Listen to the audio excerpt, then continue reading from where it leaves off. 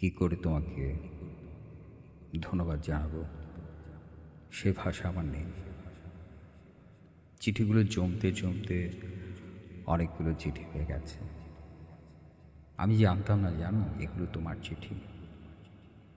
ঠিকানে এসে জমা হতো। প্রকাশক বললেন অনেকগুলো চিঠি জমা পড়ে গেছে। অনেক চিঠি, সেখান থেকে খুঁজে খুঁজে তোমার চিঠিগুলো যখন একটা আমার হাতের মধ্যে এসে পৌঁছলো, তখন আমি বুঝতে পারলাম তোমার আরও অনেকগুলো চিঠি আছে। খুঁজতে শুরু করলাম, অনেক অনেক, 100-এর উপরে। ক্ষমা করো আমায়। নতুন ঠিকানা চেয়েছ, যেখানে আমি থাকি, পাঠিয়েছি, তাও 6 মাস দেরিতে। ক্ষমা করে দিও। আমি একটা বিশেষ জরুরি কাজে আমাদের ওয়ার্ল্ড রাইটার্স অ্যাসোসিয়েশনের একটি বিশেষ কনফারেন্সে আমেরিকা যাচ্ছি। ফিরতে মাস 2 সময় লাগবে। পদ্ম, কেমন আছো? কতটি বছর দেখি না, কত হাজার কোটি সেকেন্ড। তুমি কি এখনো একা আছো? ও হ্যাঁ হ্যাঁ, বলেছিলে তোমার একটা চিঠিতে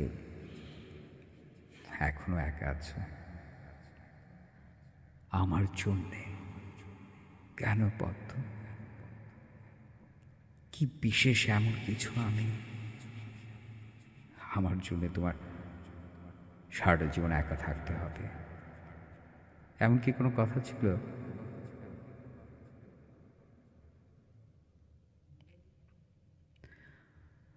মেয়েরা পারে, অনেক কিছু পারে। সৃষ্ট করতে পারে, আবার মুহূর্তে ধ্বংস করে দিতে পারে। কি বলবো তোমাকে? সৃষ্টি করেছ আমাকে, নাকি ধ্বংস? ভালো থেকে এসে দেখা করছি, আর তার আগে আসলেই,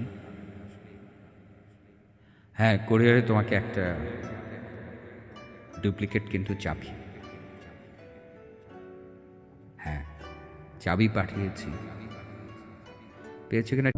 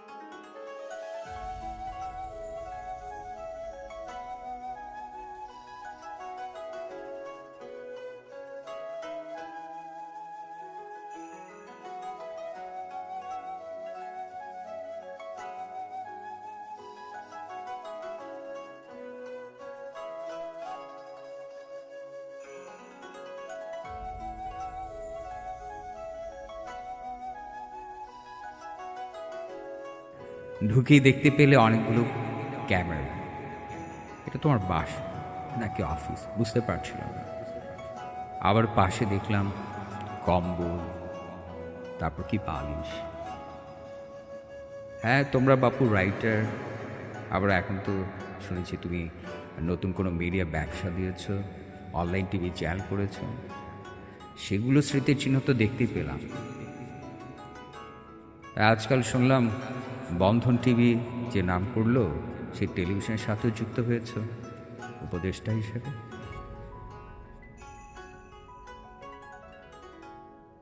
অনেকটা ক্লান্ত অনুভব করছে, শ্বাসগুলো আটকে গেছে। তোমাকে পেলে খুব ভালো হতো। আচ্ছা বীরজা, আমার কথা কি তোমার একটু মনে পড়ে না? আমার চিঠিগুলোকে তুমি এতটা অবহেলা করতে পারলে? পারলে তুমি? কি করে পারলে? একটা মেয়ে আমি, আমার জীবনের সমস্ত অস্তিত্ব দিয়ে, অস্তিত্বের ভেতরে যাকে পুষে রেখেছি, মনের সেই মই কোঠায় যাকে লালন করেছি। হ্যাঁ, এখন বলতে লজ্জা নেই, স্বামী হিসেবে লালন করেছি তোমাকে আমি। তো তুমি বুঝতে পারোনি কিসের রাইটার তুমি, কিসের লেখো, কি লেখো ছাতা পাতা এগুলো। একটা মেয়ের অনুভূতি বুঝতে পারো না, আর তুমি কিনা নাম করা একজন লেখক। ধরছে এমন লিটুকে, এমন লেখকের নিকুচি করি। জানো, হুট হুট করে পড়ে যেতাম, মনে হয় তুমি এখনই চলে আসছো। কিন্তু আমি তো জানি তুমি মাস দুয়েকের জন্য আমেরিকায় গেছো।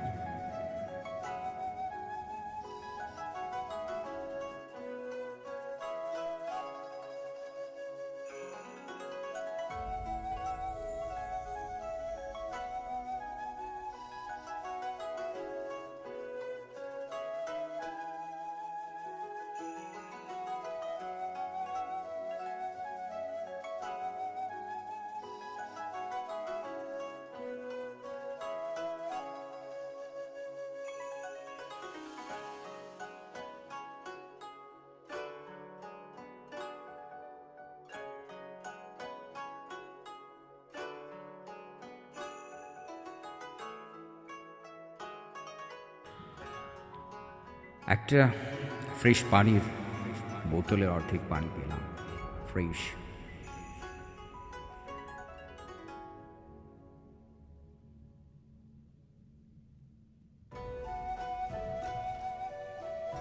জানো, সেই পানিতে না তোমার শরীরে ঘ্রাণ আমি ঠিকই খুঁজে পাচ্ছিলাম। গ্লাসে, পানিতে, দৃষ্টিতে, চেয়ারে, দেয়ালে, ফ্যানে, সব জায়গায় বেশা তোমার অস্তিত্ব আমি টের পাচ্ছিলাম।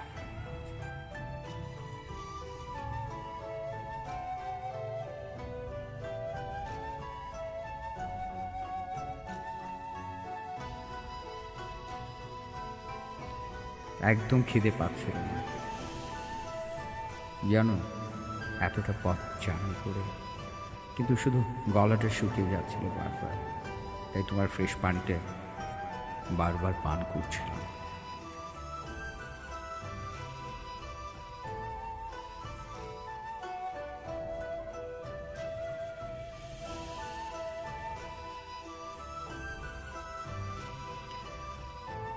তোমার থাকা দেখে আমারও খুব নিচে শুতে ইচ্ছে হলো। যেখানে তোমার কম্বল, বিছানা পাতা ছিল, ওখানে শুয়ে পড়লাম। হ্যাঁ, কম্বলেও তোমার ঘ্রাণ পাচ্ছি। সেই ঘ্রাণ, সেই ঘ্রাণটা আমাকে আপ্লুত করে দিচ্ছে। হঠাৎ কেমন যেন ঠান্ডা ঠান্ডা লাগছিল শরীরটা। কাঁপছিলাম, কেমন যেন কেমন যেন লাগছিল, বলে বোঝাতে পারবো না। শীত করছিল, জ্বর জ্বর। হঠাৎ করে ফ্যানটাকে বারবার ভুল করছিলাম তুমি ভেবে। চলন্ত ফ্যানের ভেতর তোমার মুখটা দেখতে পাচ্ছিলাম। দিলাম ফ্যানটা বন্ধ করে। শীত লাগছিল।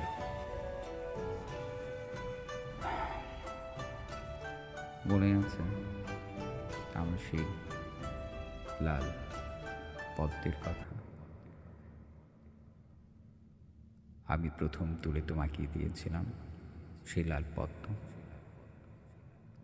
হ্যাঁ, যেদিন আমি পূর্ণ বয়স্ক হলাম, পূর্ণা হলাম 18 বছরে, তোমাকে দিয়েছিলাম। এই তুমি এসেছ, দরজা খুলে দেখলাম, ভুলে গেলাম তুমি তো 7 সমুদ্র 13 নদীর ওপারে আছো। ভুলে গিয়েছিলাম। চেয়ারে বসলাম এসে।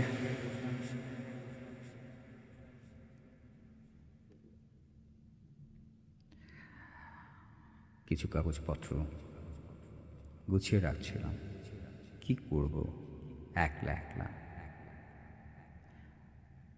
নিচে দারুণ আছে, তুমি বলে গিয়েছো দারুণ কোনো ডিস্টার্ব করেন।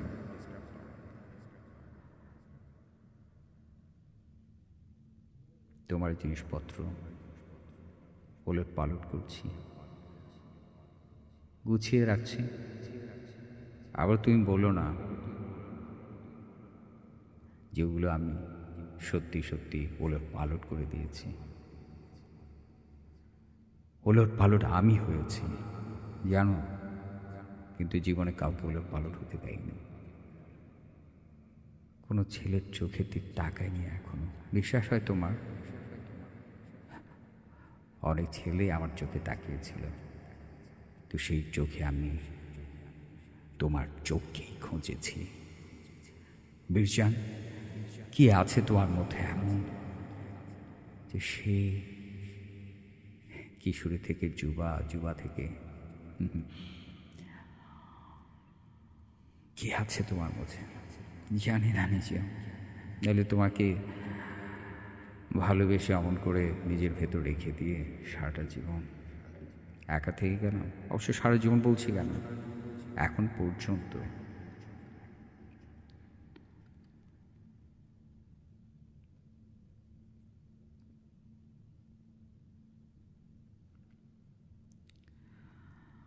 নিজে নিজে কিছু একটা করছি, একা একা খুব কেমন জানি লাগছিল। কী করবো বুঝে উঠতে পারছিলাম না। তোমার ক্যামেরার জিনিসপত্র, ট্রাইপড একবার এখানে রাখছি, একবার ওখানে। ও জানো, এর মাথায় আমি বলিনি, আমি কিন্তু সমাজ বিজ্ঞানে ফার্স্ট ক্লাস ফার্স্ট। সমাজ বিজ্ঞান, এই সমাজটা নিয়ে আমাদের বাঁচতে, তাই না? জানো, মা বাবা আমাকে না কখনো জোর করেনি। অবাক বিষয় না? মা বাবা কখনো বলেনি তুই বিয়ে কর। এমন মা বাবা কোথায় খুঁজে পাব? মা বাবা নেই। 2 বছর হলো দুজনেই গত হয়েছেন। প্রথম বাবা, তার ঠিক 3 মাস পরে। কি অদ্ভুত টান না? আর এখনকার মানুষগুলোর মধ্যে মনে টানটা নেই। শুধুই শোয়া, শুধুই প্রদর্শন, শুধুই মুখে ফাঁকা বলি, শূন্য সব কিছু। গলাটা আবারও শুকিয়ে যাচ্ছে। কেন এত বেশি তেষ্টা পাচ্ছে? আবার ফ্রেশ পানিটা খেলাম। আমার জন্য কি পানিটা রেখেছিলে? আমার কথা ভেবে মনে হয়, কারণ পানিতে একটা বিশেষত্ব আছে। পানিতে তোমার ঘ্রাণ। এতগুলো ক্যামেরা, একটা ক্যামেরা নেড়ে চেড়ে দেখছিলাম কীভাবে ছবি তোলে।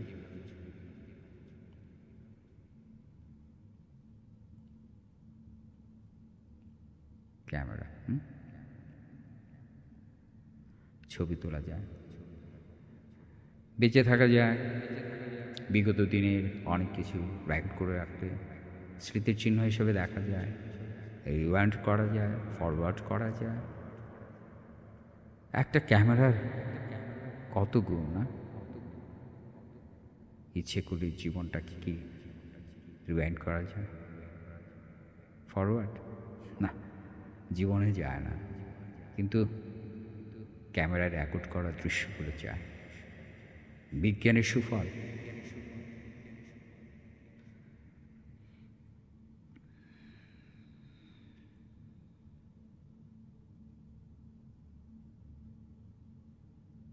আচ্ছা বীরজান, আমি দেখতে কেমন হয়েছে এখন তোমার দেখতে ইচ্ছে করে না?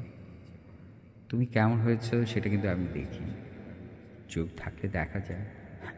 আর এখন তো অহরহই তোমাকে টেলিভিশনে, পত্রিকায় দেখা যায়, রেডিওতে তোমার কথা শোনা যায়। কিন্তু দেখো, আমি সাধারণ একজন মানুষ, আমাকে কোথাও দেখা যায় না, কোথাও শোনা যায় না। বড় মানুষ হলেই এক সুবিধা, দেখা যায়। আমার রুমে যদি বড় করেও তোমার ছবি টাঙিয়ে রাখি, তবু বলতে পারবো আমার প্রিয় লেখক। সেটা যদি আমি বিয়ে করতাম তাহলে তো জামাই বুঝতেই পারতো না। কি আবল তাবল ভাবছি। আর তুমি আর যাওয়ার সময় পেলে না? তোমার কনফারেন্সটা ঠিক আমার সাথে মিলিয়ে মিলিয়ে পড়লো। আমি আসলাম আর তুমি গেলে। তবে আমি যেদিন যাব, সত্যি সত্যি সেদিন তুমি আর আমাকে পাবে না। আমার সময় নেই, আমার সময়গুলো খুব দ্রুত ঘুরছে, বলতে পারো উল্টো ঘড়িতে। সবারটা ডানে যায়, আমারটা পায়।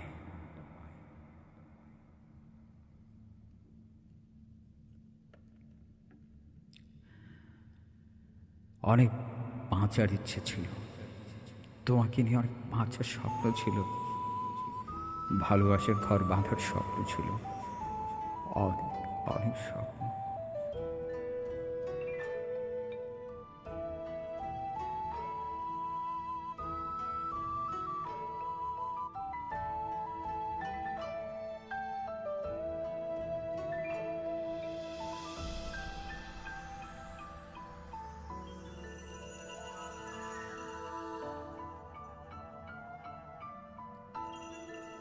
তবে কি পদ্ম এসেছে?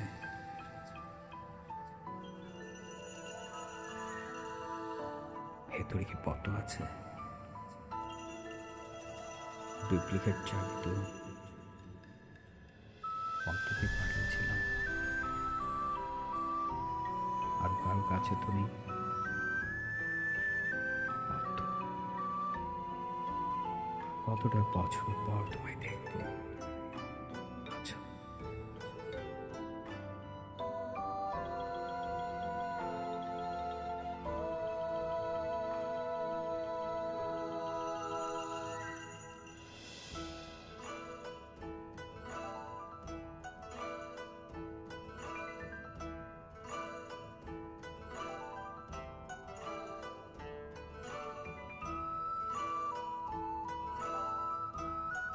ব্যাগ।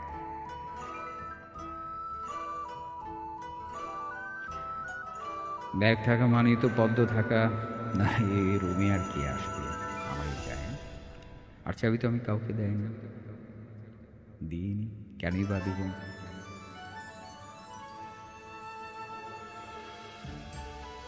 আমার চেয়ারে বসেছ, বসো।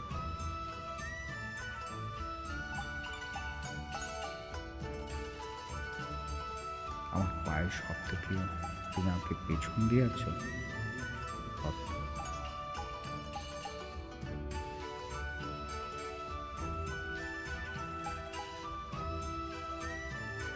ঘুমাচ্ছ তুমি? ঘুমাও, ঘুমের খুব দরকার।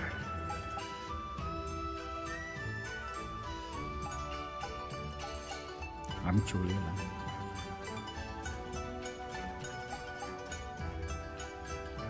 বাস্তবে নয়, স্বপ্নে।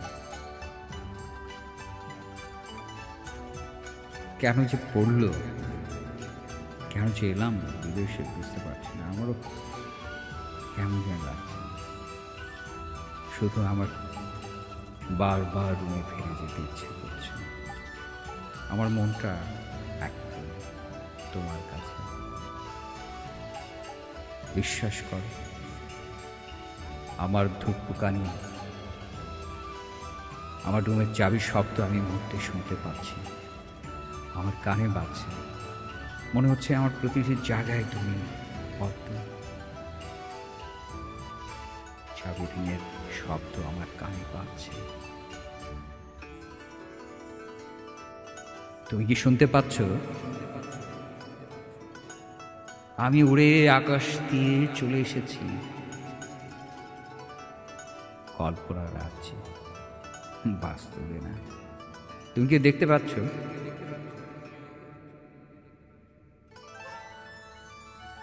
কি দেখছো অঙ্ক? কি দেখছো পদ্ম? আমি তো তোমার দিক তাকিয়ে আছি। কি দেখছো পদ্ম?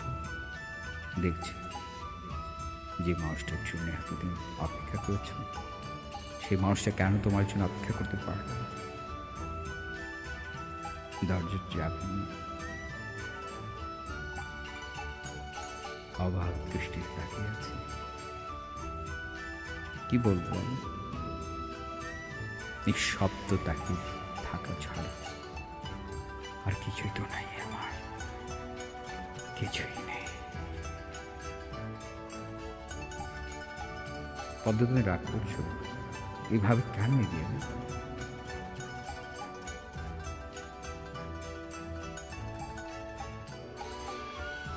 রাগ করো না।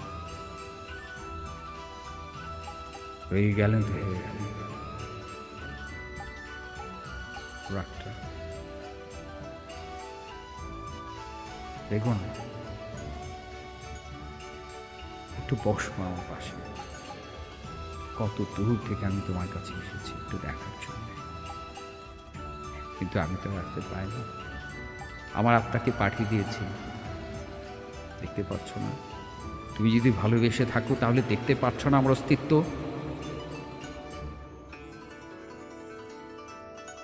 সবার কাছে অদৃশ্য হতে পারি, তোমার কাছে আমি অদৃশ্য? আমি মনে করি না। আমি এখান থেকে যা ভাবছি, এখন যে উপলব্ধি করছি, অনুভূতিতে আছি, প্রতিটা রন্ধ্রে রন্ধ্রে তুমি সেগুলো বুঝতে পারছো। আমার অনেক কষ্ট হচ্ছে পদ্ম। তুমি হুড়মুড় করে চলে গেলে রান্নাঘর, আমাকে ফেলে। কি হবে রান্না করে? বসো না আমার পাশে।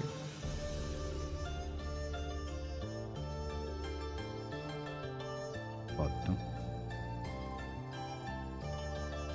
এই পদ্ম, পদ্ম, কাটাকুটি করছো রান্নাঘর। রাখো না সেই হাঁড়ি পাতিল। রান্না করতে করতে তো মেয়েদের সব বয়স চলে যায়। থাক না, আর একটু তাকাও না আমার দিকে পদ্ম। না, আমি শুধু তাকিয়ে থাকবো, একটি কথা বলবো না, একটু না। আমি তোমার সাথে কোনো কথাই বলবো না। ভেতরটা আমার আগুন জ্বলছে। তুমি হাড়ি চাপাচ্ছ কার জন্য? আমার জন্য। আমি তো খাবো না।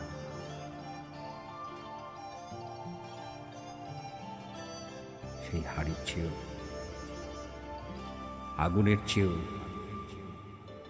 খাবারের চেয়েও, পরিবেশের চেয়েও, পরিস্থিতির চেয়েও আমার কাছে এখন তুমি অনেক মূল্যবান। তোমার অনুভূতি আমার কাছে এখন অনেক দামি, সবচেয়ে দামি। তোমার অনুভূতিগুলো এখন অনেক দামি পদ্ম। পদ্ম, আমি এসেছি, সত্যি সত্যি এসেছি। 2 মাস পর এসেছি। তুমি 2টা মাস আমার জন্য অপেক্ষা করতে পারলে না কেন পদ্ম?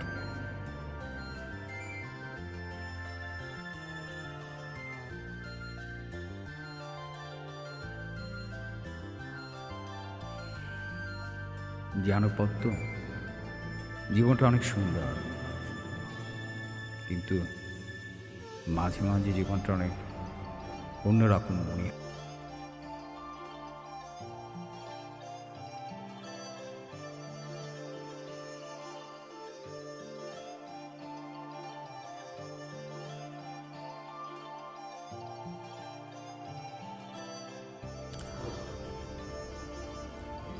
ভালোবাসা দিবসে আজকে বন্ধন টিভি স্টুডিওতে আমি উপস্থিত হয়েছি।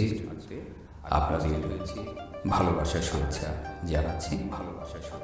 আমি ABCHকে আপনাদের অনেক অনেক প্রীতি ও ভালোবাসা। আসলে ভালোবাসার দিবস একটা দিনে কি বিশেষ করে ভালোবাসা যায়? ভালোবাসাটাই তো জীবন। জীবনে বেঁচে থাকা তো ভালোবাসার জন্য, তাই না? কিছু প্রশ্ন সুপ্রিয় দর্শকরা করেছেন, তার মধ্যে মূলত যে প্রশ্নটি আছে সেটা হলো আমার এবার ভালোবাসা দিবসে প্রকাশিত যে উপন্যাস 19টি লাল পদ্ম, এই ব্যাপারে সবাই জানতে চেয়েছেন।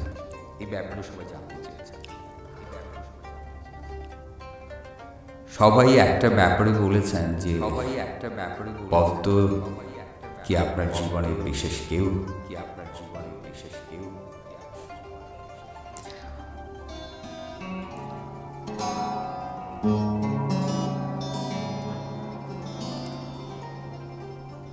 হ্যাঁ, পদ্ম আমার জীবনেরই একটা অংশ, বিশাল একটা অংশ।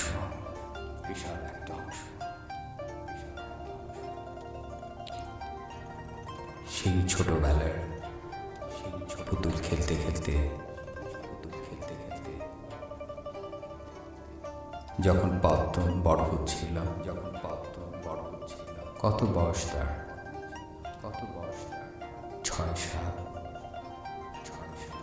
আমার তখন কত? 14-15। ডাবল বয়স। তো অদ্ভুত, অধুর একটা টান পদ্ম অনুভব করত।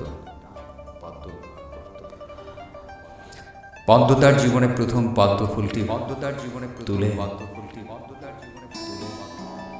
আমাকে দিয়েছিল। বলেছিল,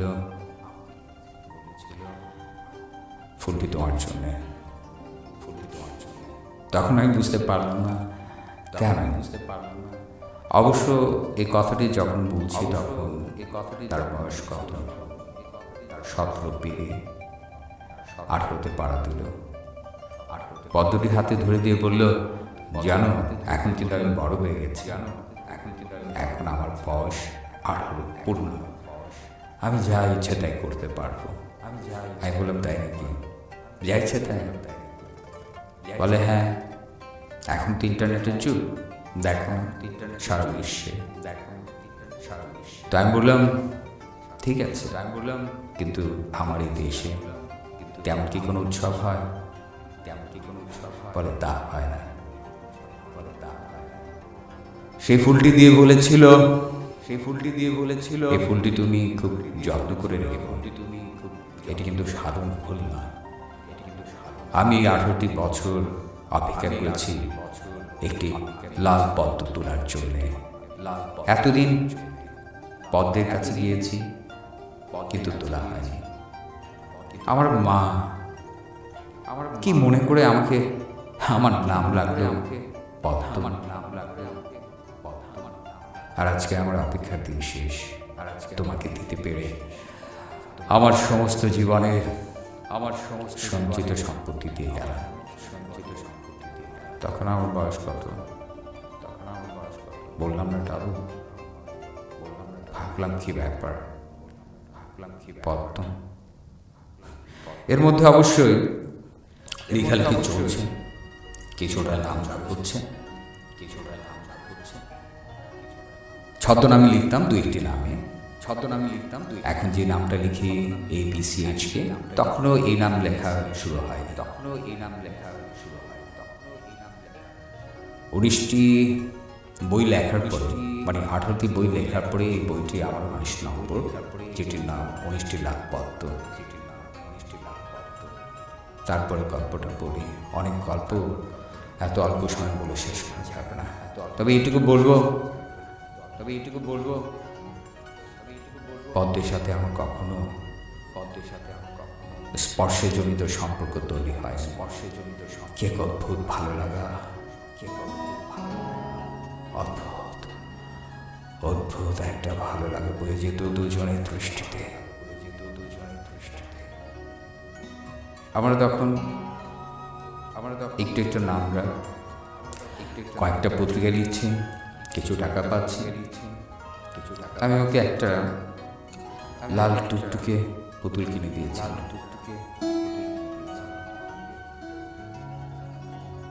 বলল, আমি কি এখনো ছোটতে আছি? এটা তোমার বাবু হলে দিও। পুতুলটি সে আমার কাছে দিয়ে দিয়েছে। বললো, যেদিন সময় হবে সেদিন নিয়ে যাবো। আরেকটি কথা মনে রেখো, জীবনে একটি কথা, মৃত্যুর আগে তোমার সাথে ভাব, তুমি যেখানে থাকো সেখানে আমি তো যাবই। আরও একটি কথা, আজকের পর থেকে তোমার সাথে আমার কখনো মৃত্যুর আগ দিন পর্যন্ত দেখা হবে না। সত্যি এতটা দিন আর দেখা হয়নি। আমি ওয়ার্ল্ড রাইটার্স অ্যাসোসিয়েশনের কনফারেন্সে আমেরিকায় গেলাম মাস দুয়েকের জন্য। এসে শুনি পদ্ম এসেছিল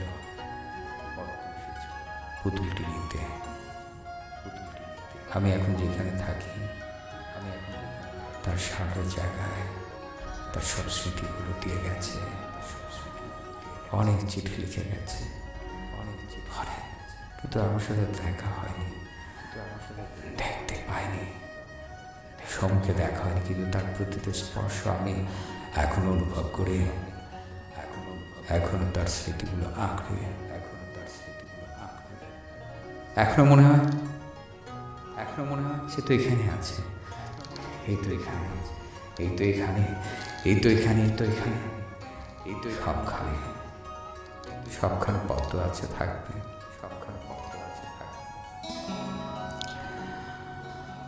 প্রকৃতি নিয়মে, প্রাকৃতিক ভাবে তার কথাটা মিলে গেল। এই তো মাস তিনেক হলো, পদ্ম আর নেই। মরণ ভেরি ক্যান্সার তাকে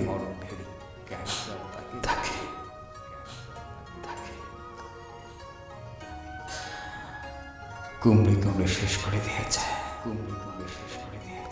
নেই পদ্ম। হ্যাঁ, উপন্যাসের সব চরিত্র সত্য হয়, তবে আমার এই উপন্যাসটা সব চরিত্রগুলি সত্য স্বীকার করছি আপনাদের, এরে আমার স্বীকারোক্তি।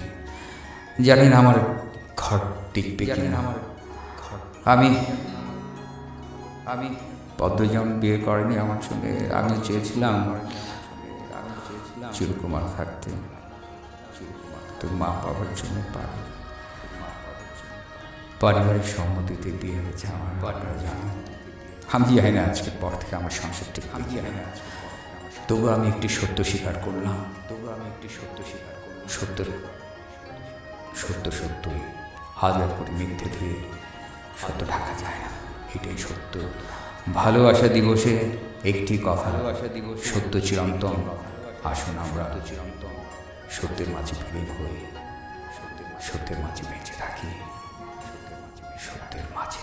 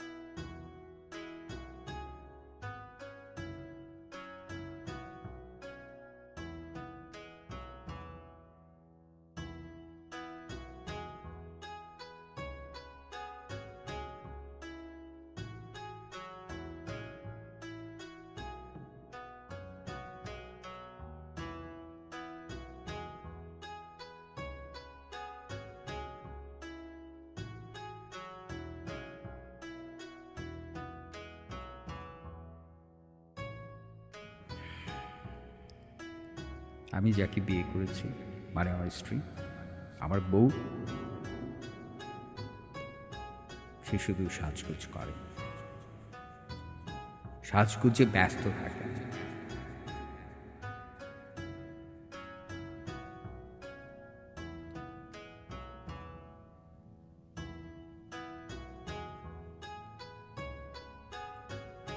গ্রাম থেকে আনা একজন মেয়ে মানুষ। বাবা মা হুট করে বললেন, অবাধ্য হবার জো ছিল না।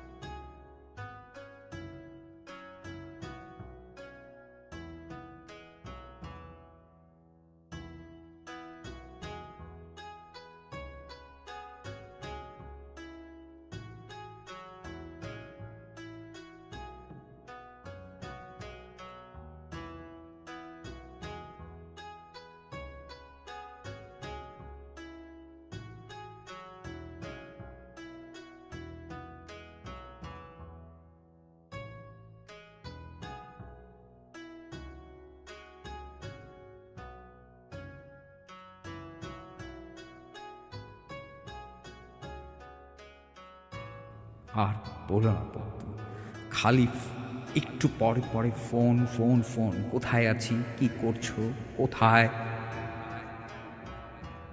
ওহ, একেবারে ওষ্ঠাগত করে ফেললো জীবনটাকে। তার সাথে আছেন তার বড় ভাই, সিআইডি, গোয়েন্দাগিরি আমার সাথে। কোথায় গেলাম, কোথায় খেলাম, কি করলাম, পদ্ম, তুমি আকাশে বসে কি করছো? চলে এসো, এখন চলে এসো। আমি আর পারছি না, এখন আমার বাবা মাও নেই, অতএব আমি এখন তোমার সাথে গেলে। আবার ফোন করেছে।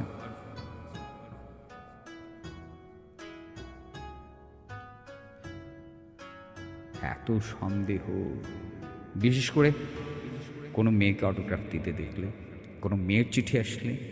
আরে বাপু, আমি একজন খ্যাতনামা লেখক, খ্যাতনামা বলছি নিজেকে, কি করবো বলো, বোঝানোর জন্য তোমাকে। জীবনে আমাকে সিগারেট খেতে দেখেছ? এখন খাচ্ছি।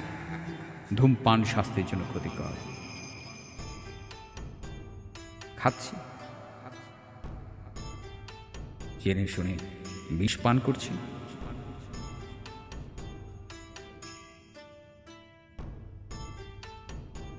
আচ্ছা পদ্ম, যদি তোমার আমার মিল হতো, সত্যি কেমন হতো?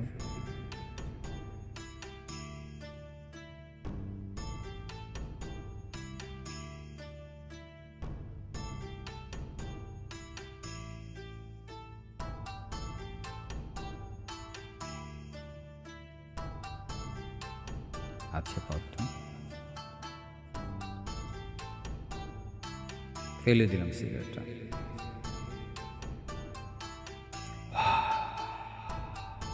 ভাবছি এত অধৈর্য হলে হবে? বাবা তো সন্তানের ভালো চান, তারও তো মা বাবা আছে, হয়তো তার মার কথাতেই একটু পর পর আমার খবর নেওয়া। শাশুড়িগুলো আজকাল এমন মাত তুলে দেখায় যেন জামাইগুলো তাদের কেনা।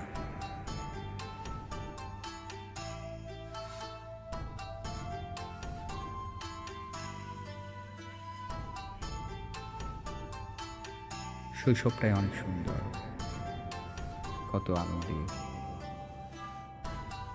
ইচ্ছে মতো খেলা যায়, ইচ্ছে মতো বেড়ানো যায়। ওরা ব্যাডমিন্টন খেলছে, কতদিন খেলি না, পৃষ্ঠার পর পৃষ্ঠা লিখতে লিখতে মানুষ অবসন্ন হয়ে যায়, ক্লান্ত হয়ে যায়। আমি ক্লান্ত হই না। লিখলে আমি অনেক শক্তি পাই, কিন্তু এখন আমার অনেক রাগ করছে। আমি জানি আমাকে পেছনে পেছনে কে ফলো করছে। আমার বইয়ের বড় ভাই। আমিও কম না। জ্বালালাম আমার সিগারেট, জ্বালাচ্ছি। আমিও কম না।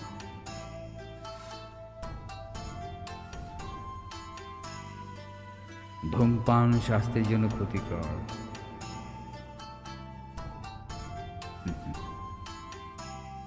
সবাই জেনে খান, আমি এখন বাধ্য হয়ে দেখানোর জন্য খাচ্ছি। তো ভেতরে অনেক খুসখুস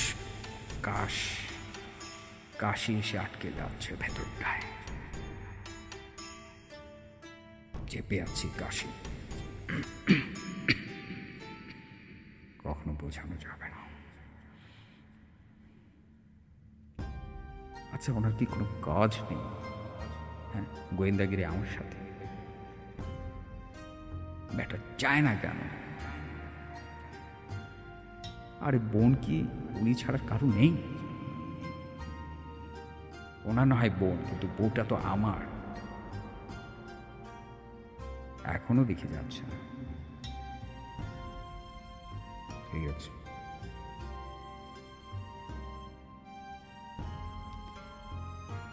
আমার দিকে তাকিয়ে আছে।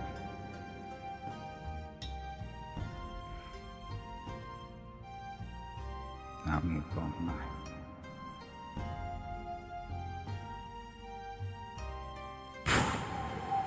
সিগারেটের ধোঁয়া ছেড়ে দিলাম।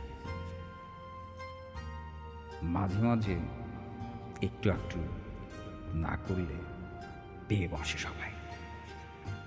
ও মা, কি আশ্চর্য! যতই তার সাথে আমি উল্টো পাল্টো করছি, উনি ততই আমাকে বলছে, বেশান তুমি কেন এমন করছো? তোমাকে আমি চিনি। যতই তুমি আমাকে খারাপ রূপটা দেখো, আমি তো জানি তুমি কে। ওহ, কি হয়েছে বলো আমাকে। আমি বড় ভাই না, আমাকে বন্ধু ভাবতে পারো। বাদ দাও যে আমি তোমার বউয়ের বড় ভাই, ভাবো আমি তোমার বন্ধু।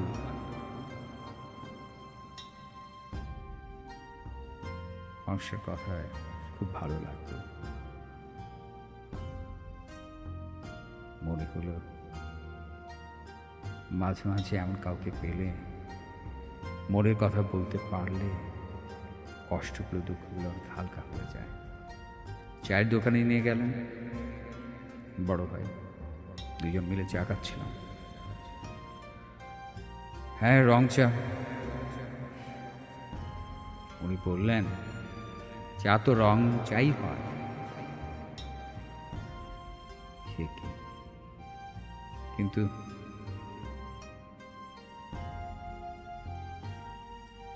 কিছুদিন আগেও আমাদের দুজন কি ভাবছিল, যখন সে বুঝতেই পারছো না, পারতো না, পারছিল না আসলে রাইটার কি বলতে লজ্জা নেই। আমার বউ হয়তো ক্লাস 5 পর্যন্ত পড়েছে, কিন্তু তার যে কি বলবো, বোঝার কোনো উপায় নেই। তার জ্ঞান,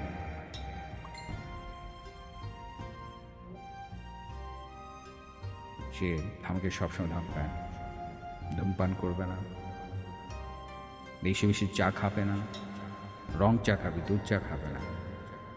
আমি পান করলাম সিগারেটটা নিয়ে, কিন্তু ঠিকই দেখলেন তো সিগারেটটা ফেলে দিয়েছিল। এমনি ভালোই আছে।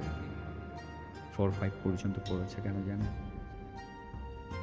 তার মা খুব অসুস্থ ছিল, মাকে সেবা করেছে। তাই তো আমার মা তার প্রেমে পড়ে তার ছেলের সাথে, মানে আমার সাথে বিয়ে দিয়ে দিয়েছে। ভালো মানুষ, অত লেখাপড়া দিয়ে কী হবে? এখন শুধু স্মৃতি, এখন শুধু তিতা, গাঢ় লিকারের মতো তিতা। জীবনটাই কেমন জানি, এখনই সুন্দর, এখনই আবার তেতো।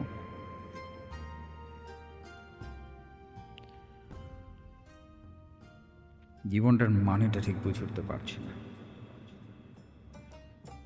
লেখাগুলো কেমন আটকে আটকে যাচ্ছে, ভাবনাগুলো কেমন যেন হারিয়ে যাচ্ছে।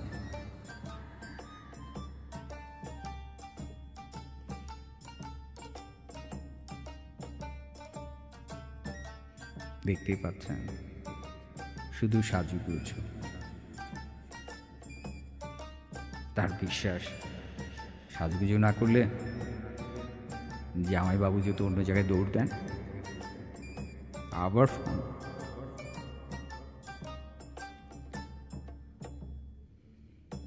কি ব্যাপার, হঠাৎ বমির আওয়াজ।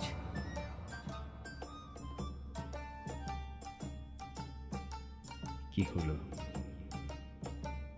সুখিতা, হ্যাঁ ওর নাম সুখিতা, আমার বউ, মা বাবার পছন্দের মেয়ে। সুখিতা অসুস্থ, এমন করছে কেন?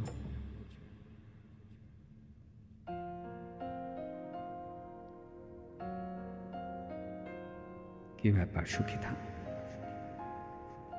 সুখী?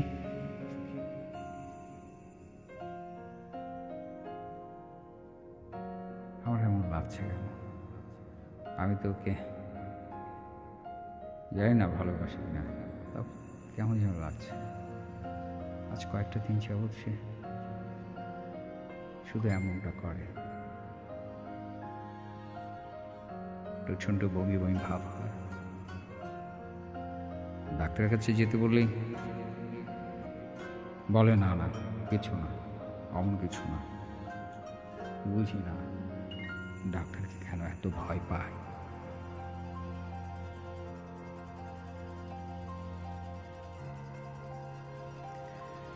বলে সেরে যাবে, মেয়েদের কত রকম অসুখ বিসুখ হয়,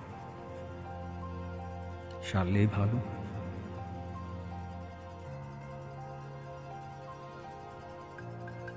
সুখী থাক, সুখী।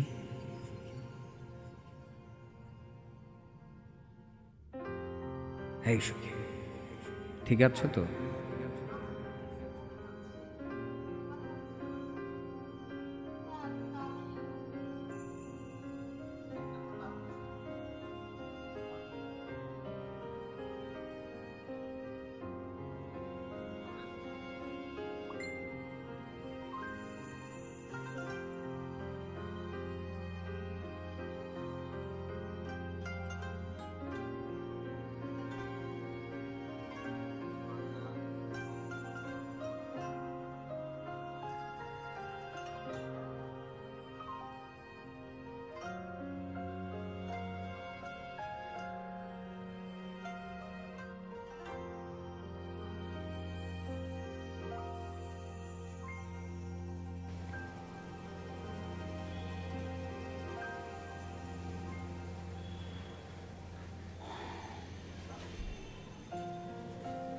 হাইরে সময়,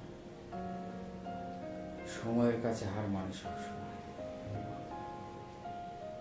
একটা সময় ছিল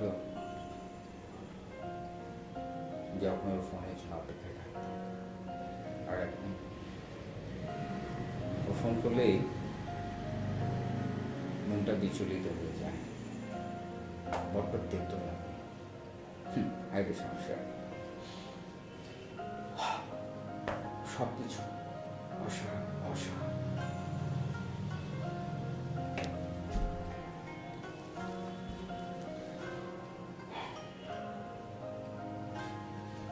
যেদিন আগে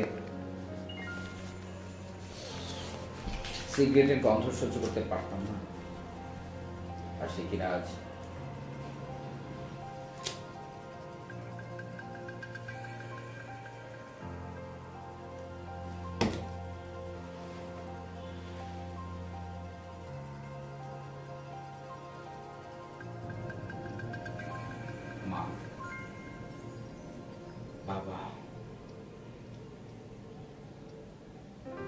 কখনো অবাধ্য হয়নি তোমাদের। তাই তো বকুলের সাথে যখন বিয়েটা ঠিক করলে মেনে নিয়েছিলাম, নিজের পছন্দটাকে বিসর্জন দিয়ে।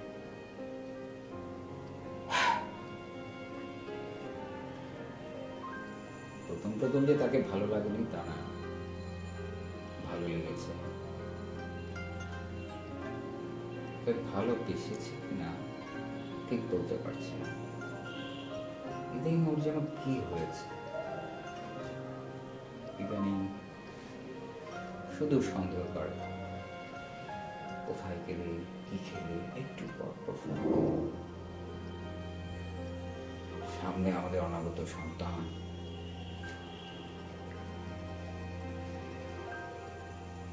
কি হবে? জ্ঞানীরা তো বলেন, দার্শনিকরা তো বলেন, অতীত, past already gone, future just a promise, present the most important thing. This is my present.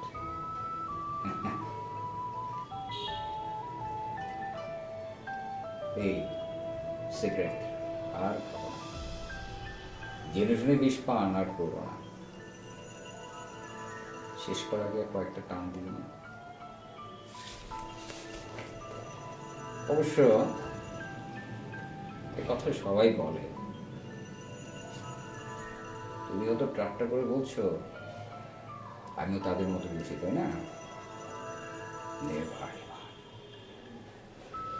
আমি একদম আগুনের কসম খেয়ে বলছি, তোমাকে ভার স্পর্শ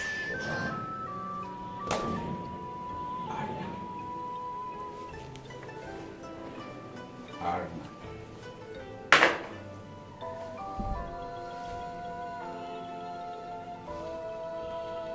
কারণ তোমার শুরু হয় আগুন দিয়ে আর শেষ হয় ছাই দিয়ে। I don't like this. Don't like this. I don't like this.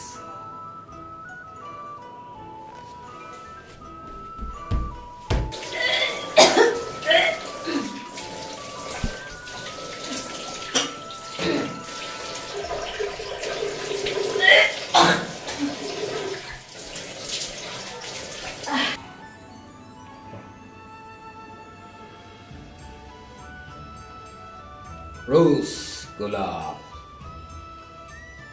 the symbol of love, the symbol of heaven, the symbol of peace. প্রথম ফুল না নিয়ে গেলে বকুল খুব অভিযোগ করতো, তার আমি যখন ফুল নিয়ে যেতাম অনেক খুশি করতো। ফুলগুলো শুকিয়ে যায়, ফোনে অবহেলায় করে। আমার ফুল আমি আবার সকালে কুড়িয়ে আনলাম। এখন আমার ফুলগুলো আর ফুলদানিতে স্থান পায় না। এমন কি হলো? আমি কি এমন কিছু করেছি? আমার কোনো আচরণ কি কষ্ট পেয়েছে?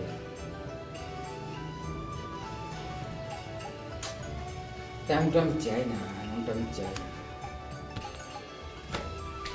যাকে বিয়ে করেছি, যাকে জীবন সঙ্গী এসে পেয়েছি,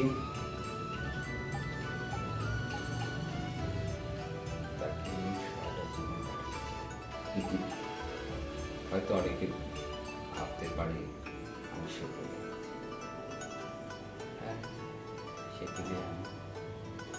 অনেকে ভাবতে পারে আমি ধর্মভীরু। আমি ধর্মভীরু,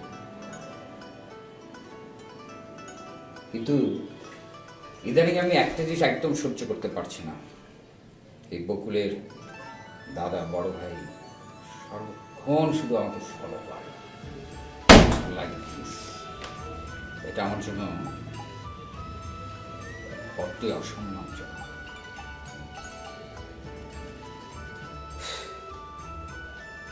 আসলে পৃথিবীতে কথা বলার লোক অনেক অভাব। যারা এসেছে জীবনে হয়তো টাকার জন্য এসেছে, স্বার্থ ফুরিয়ে গেছে, আবার চলে গেছে। আবার এমনও হয়েছে অনেকে এসে আমার জীবনটা মূর্তি রাঙিয়ে দিয়েছে, কিন্তু আবার কাছে চলে গেছে। হায় রে জীবন।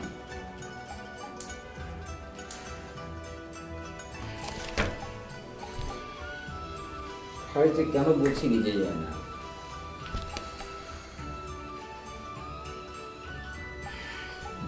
হায় ঈশ্বর, হে ঈশ্বর, আমরা শুধু তোমাকে শুধু অভিযোগ করেই যায়, অভিযোগ করেই যায়। একটা বার সন্তুষ্ট আলোকে এই যে আমি বেঁচে আছি, এই যে কত সুন্দর শ্বাস নিতে পারছি, কত সুন্দর পৃথিবীটাকে দেখতে পাচ্ছি, কেউ সেদিকে কোনো খেয়ালই রাখছে না। আর আমি যদি শুধু সৃষ্টিকর্তাকে আমার নিঃশ্বাসের মূল্যটা দিতে চাই, হ্যাঁ, প্রতিটি শ্বাস নিঃশ্বাস, তাহলে আমার উপরওয়ালা, আমার সৃষ্টিকর্তা, আমার মহান করুণাময় কত টাকা পান? এই যে ফুলগুলো গাছে থাকলে কি অসুবিধে, হ্যাঁ? সেই ফুলটা ছিঁড়ে ছিঁড়ে উপহার দিতে হবে, একটা প্রাণকে ধ্বংস করে এত আনন্দ আনন্দে। বোকা আমরা, ধ্বংস করে আনন্দ পাই সৃষ্টি করে। একটা সময় মানুষ কি করত? একটা সময় মানুষ এই যে ডিভাইস, এই যে বস্তুটাকে ব্যবহার করত, আর এখন বস্তুটাই মানুষকে ব্যবহার করে,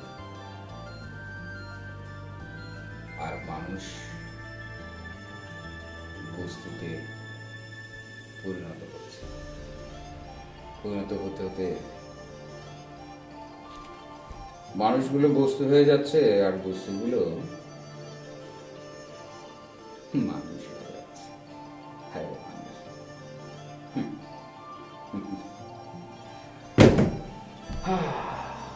অসাধারণ জীবন, বেঁচে থাকার নামটাই তো জীবন। বেঁচে থাকার তো একটা আনন্দের।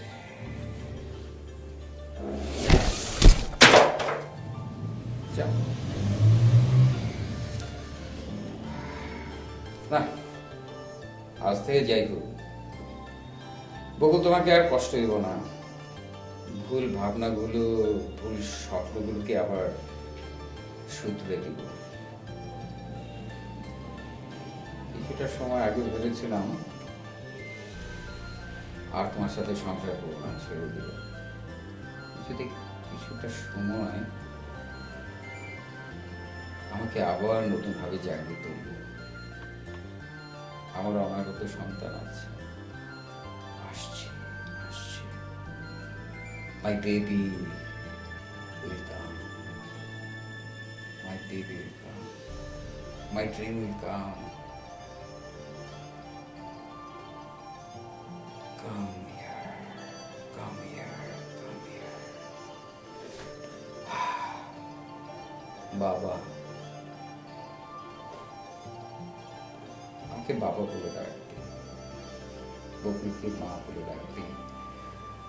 বাবা, ও বাবা, মা, একসময় তোমরা বলতে, যেদিন তুই বাবা হবি সেদিন থেকে বুঝতে পারবে। বুঝতে পারবে কিন্তু হ্যাঁ,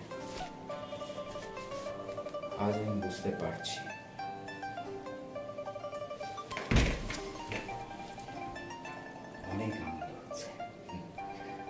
আমি অনেক খুশি, অনেক আনন্দিত আমার পরম সৃষ্টিকর্তার কাছে।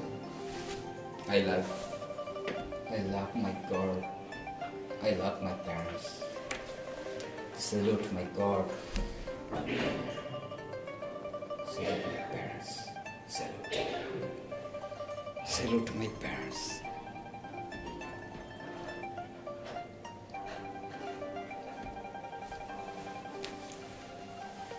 ছেড়ে দিলাম আজকে থেকে আমার সন্তানের জন্য সব খারাপ কিছু ছেড়ে দিলাম, আবার সেই আগের জীবনে ফিরে যাব সুন্দর। My child, come my child,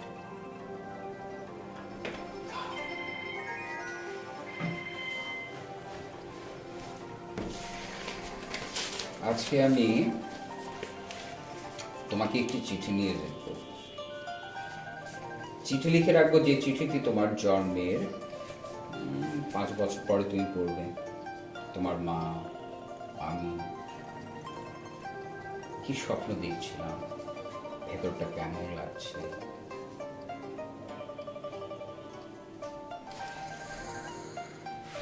আমাদের সন্তানের নাম, হ্যাঁ আমরা ঠিক করেছিলাম।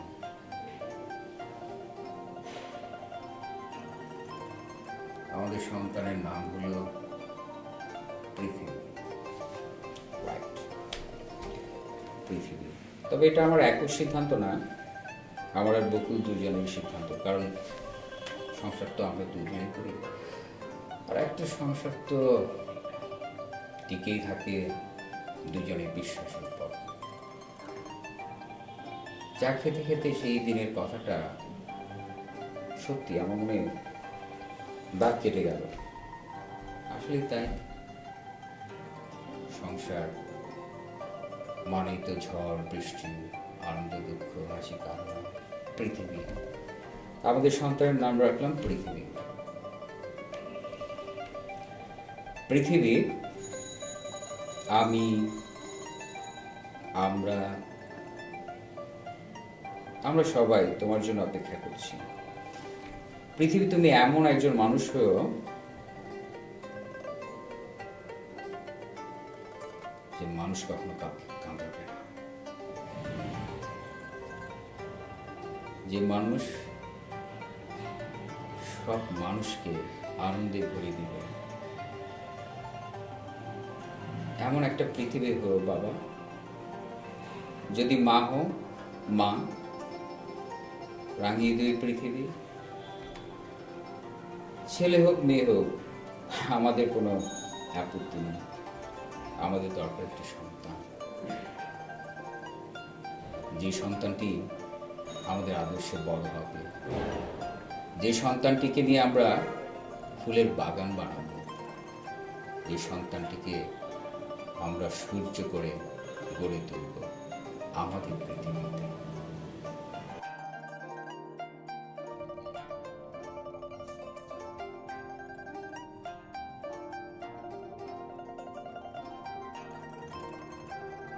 হ্যাঁ, আমার স্ত্রীকে যে সখীতা বলি, সেটা কিন্তু তার আসল নাম নয়, তার নাম বকুল। আমরা সাহিত্যিক, তাই সাহিত্যের ভাষায় ওকে সখীতা, সুখী বলে ডাকি। বলে নিলাম।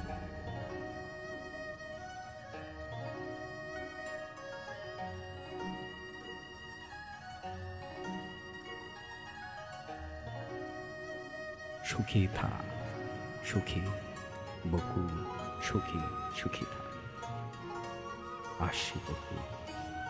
জানো তো, পৃথিবীতে এমন একটি ফুল, যে ফুলটি কি বলুন তো? বকুল ফুল। জানো, পৃথিবীতে একটি মাত্র ফুল, বকুল ফুল। যে ফুলটি শুকিয়ে গেলে সুবাস ছড়ায়। তুমি আমার সুবাসিত পৃথিবী, বকুল, সুখিতা, সুখী। এটি বকুল ফুল নয়, হাতের পা হাতের কাছে পেয়েছি যেটা সেটা নিয়ে এসেছি তোমার জন্য। বকুল, সুখিতা, সুখী, এটা কিন্তু বকুল ফুল নয়। হাতের কাছে যেটা পেয়েছি সেটা নিয়ে এসছি তোমার জন্য। তুমি তো আমার ফুল, তুমি তো আমার ভুল, না না ভুল নয়, ফুল। তুমি আমার সুন্দর পৃথিবী, তুমি আমার সন্তানের জন্ম। তুমি সুন্দর,